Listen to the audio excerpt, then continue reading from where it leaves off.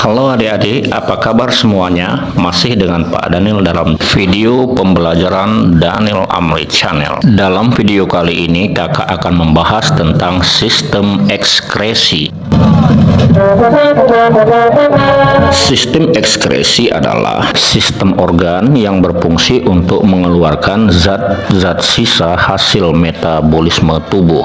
Nah, jika kita bandingkan dengan dua sistem pengeluaran lainnya, yaitu ada sekresi dan defekasi, di mana sekresi adalah pengeluaran zat-zat yang masih dibutuhkan bagi tubuh, misalnya pengeluaran enzim, hormon, dan air liur. Sedangkan defekasi adalah pengeluaran zat sisa-sisa hasil pencernaan makanan atau feces. Jadi buang air besar bukanlah ekskresi. Oke, sekarang mari kita bahas apa-apa sajakah organ-organ ekskresi. Organ-organ ekskresi ada 4, yaitu ginjal, kulit, paru-paru, dan hati.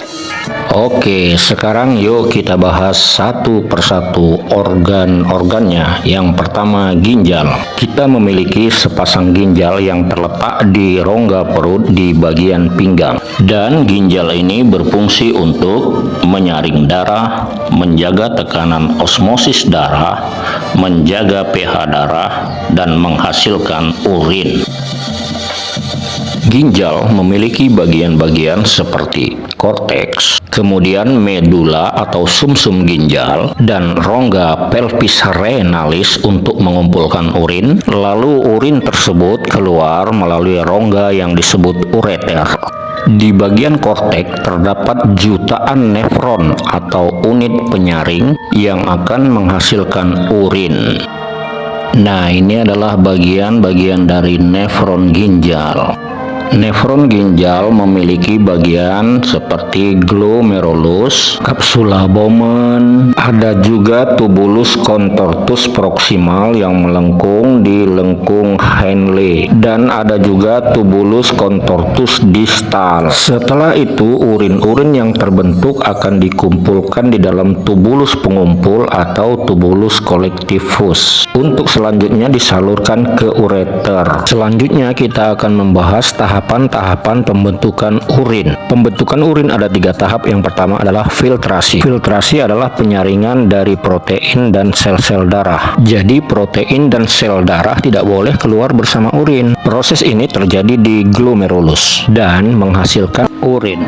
Selanjutnya urin primer masuk ke tahap kedua, yaitu reabsorpsi atau penyerapan kembali. Glukosa dan asam amino atau zat-zat lain yang masih diperlukan oleh tubuh. Proses ini terjadi di tubulus contortus proximal dan hasilnya adalah urin sekunder.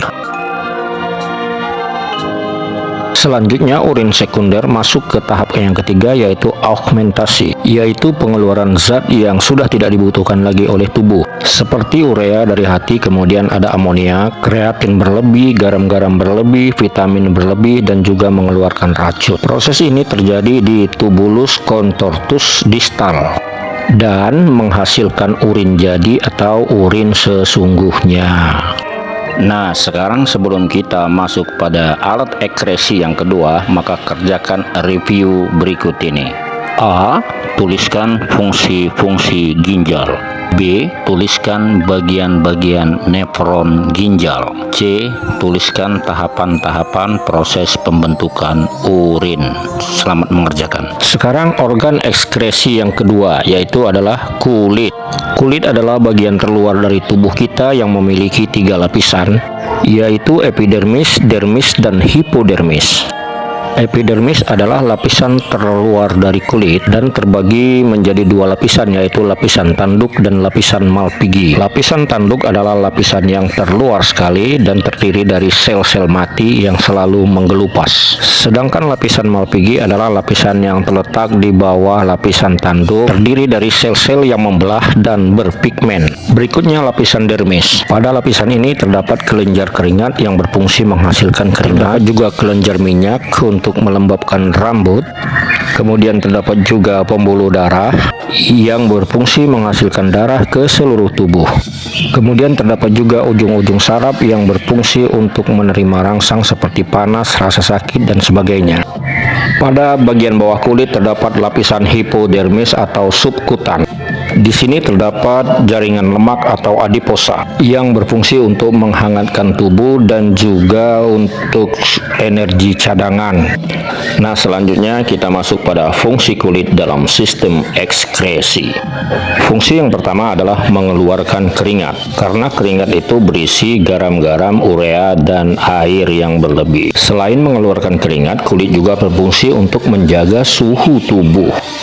Bagaimana mekanismenya kulit dapat menjaga suhu tubuh dapat kamu lihat pada tabel di video ini. Selain menjaga suhu tubuh, keringat juga berfungsi sebagai mengeluarkan sisa-sisa zat hasil metabolisme. Nah, sekarang mari kita lihat bagaimana bentuk kelenjar keringat. Nah, kelenjar keringat itu seperti ini ya. Ini adalah gambar penampang melintang dari lapisan kulit. Keringat ini ada di lapisan dermis dan bermuara ke pori-pori kulit. Nah, adik-adik, sebelum kita melanjutkan pembahasan tentang alat ekskresi yang ketiga, maka seperti biasa kerjakan review berikut ini. A. Tuliskan 3 lapisan kulit. Terdapat apa sajakah dari tiap-tiap lapisan kulit tersebut? Dan C. Jelaskan mekanisme bagaimana keringat dapat menurunkan suhu tubuh. Selanjutnya, organ ekskresi yang ketiga adalah paru-paru. Seperti telah kita pelajari bersama bahwa paru-paru adalah alat untuk respirasi atau pernapasan, tetapi paru-paru juga merupakan organ ekskresi karena paru-paru berfungsi menghirup oksigen yang dibutuhkan untuk menghasilkan energi, kemudian melepaskan zat sisa seperti karbon dioksida dan uap air atau H2O sebagai reaksi pembentukan energi. Nah, energi yang terbentuk ini kita gunakan untuk beraktivitas, sedangkan karbon dioksida dan uap air dilepaskan melalui paru-paru. Organ ekskresi yang terakhir adalah hati. Hati adalah kelenjar yang terbesar dalam tubuh kita yang memiliki banyak fungsi. Di antaranya adalah penawar racun, merombak sel-sel darah merah dan merombak protein, menyimpan gula dalam bentuk glikogen, merubah provitamin A menjadi vitamin A. Dan yang merupakan fungsi ekskresi dari hati adalah merombak sel darah merah dan merombak protein-protein berlebih. Sel darah merah yang dirombak itu akan melepaskan hemoglobin, lalu hemoglobin dipecah menghasilkan bilirubin. Bilirubin sendiri akan dipecah lagi menjadi urobilin dan strobilin. Keduanya merupakan pigmen pewarna. Kalau urobilin pewarna untuk urin dan sterkobilin pewarna untuk fases. Jadi apapun minuman kita, urin kita tetap berwarna kuning, dan apapun makanan kita, fases kita tetap berwarna kuning kecoklatan. Selanjutnya, protein berlebih akan dihuraikan dalam hati dan membentuk urea. Urea tersebut kemudian disalurkan ke ginjal dan kulit untuk dibuang bersama urin dan keringat. Nah, itu tadi fungsi ekskresi pada organ hati. Mudah-mudahan bisa kalian pahami ya adik-adik.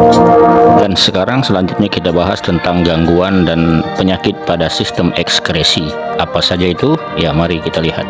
Ada batu ginjal, ada nefritis, ada albuminuria, ada poliura, ada hematuria. Ginjal yang rusak atau gagal ginjal dapat diatasi dengan hemodialisis atau cuci darah. Selanjutnya, gangguan dan penyakit pada organ ekskresi lainnya bisa berupa PKK atau panu kadas kurap dan gatal-gatal. Ada juga tuberkulosis atau TBC, ini disebabkan oleh bakteri Mycobacterium tuberculose. Ada sirosis dan hepatitis. Lalu apa upaya-upaya kita untuk menjaga agar organ ekskresi kita tetap sehat? Nah, ini ada tipsnya ya. Pertama, tidak menahan buang air kecil, banyak minum air putih, menjaga selalu kebersihan kulit, menjaga ventilasi udara, rutin berolahraga, menjaga pola istirahat, dan makan makanan bergizi. Nah, itu tadi. Sebelum kita mengakhiri, ada review yang ketiga ya. Jelaskan gangguan dan penyakit-penyakit yang terjadi pada organ ekskresi, apa itu penyebabnya dan bagaimana cara penanggulangannya. Oke adik-adik, selesai sudah materi kita kali ini. Terima kasih bagi yang sudah menyimak, dan ketemu lagi kita pada tayangan-tayangan lainnya. Dadah.